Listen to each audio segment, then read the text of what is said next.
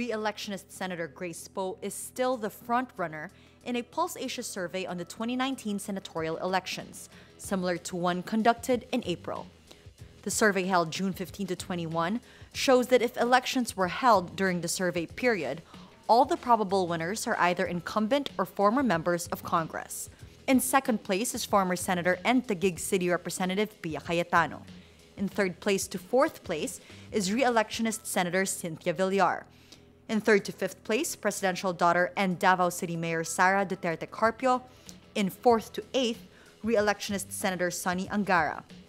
In 5th to 12th are Jinggoy Estrada, Ronald De La Rosa, and Coco Pimentel. In 6th to 12th is Nancy Binay. In 6th to 13th place are Sergio Osmeña, Lito Lapid, JV Ejercito, and Bam Aquino.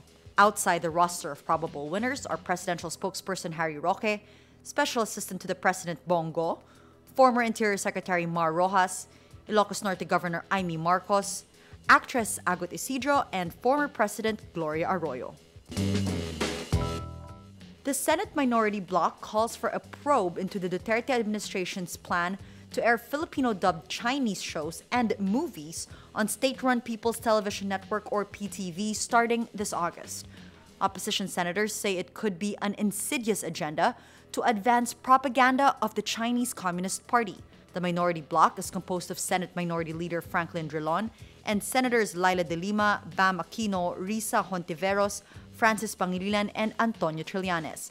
On June 13, Chinese Ambassador Zhao Jinhua announced the agreement between Manila and Beijing. The Minority Bloc also calls for an investigation into the repeated landings of Chinese military aircraft in President Rodrigo Duterte's hometown, Davao City. The opposition points out the Philippines has no existing treaty with China on the use of Philippine military and civilian facilities by the latter's military aircraft.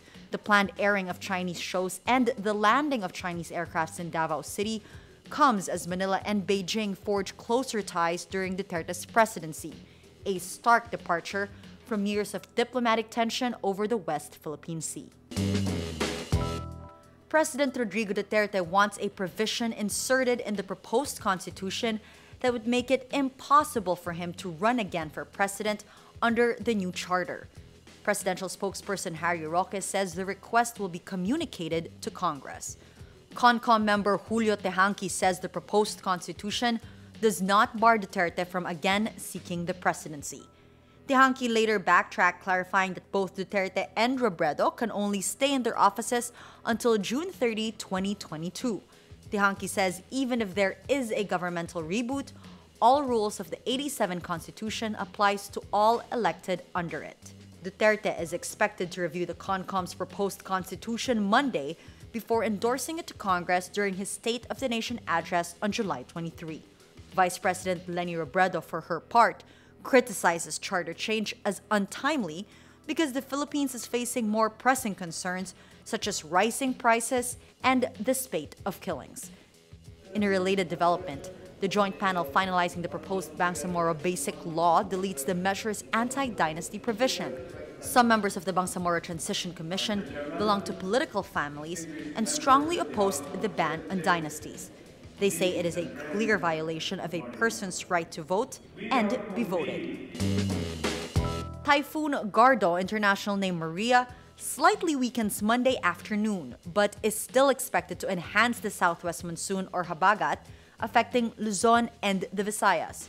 State Weather Bureau Pag-asa says Gardo now has maximum winds of 185 kilometers per hour from the previous 200 kilometers per hour. The typhoon is now east-northeast of Basco, Batanes, still moving west-northwest over the Philippine Sea.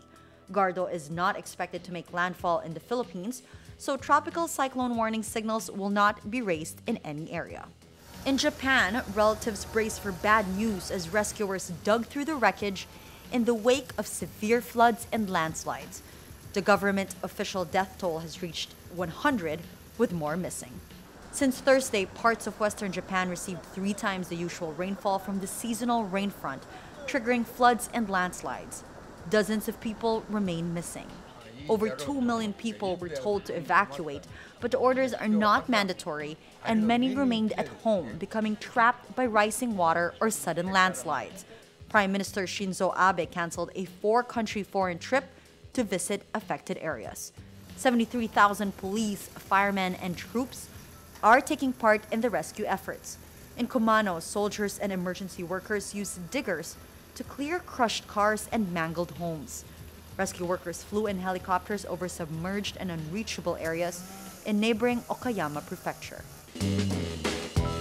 Britain's Prince Louis, the youngest son of Prince William and wife Kate, will be christened at a private ceremony at St. James's Palace in London Monday. Louis is the third child of the Duke and Duchess of Cambridge and is fifth in the line of succession to the British throne, after his grandfather Prince Charles, his father William, and his siblings Prince George and Princess Charlotte. He is also one of Queen Elizabeth II's 7 great-grandchildren.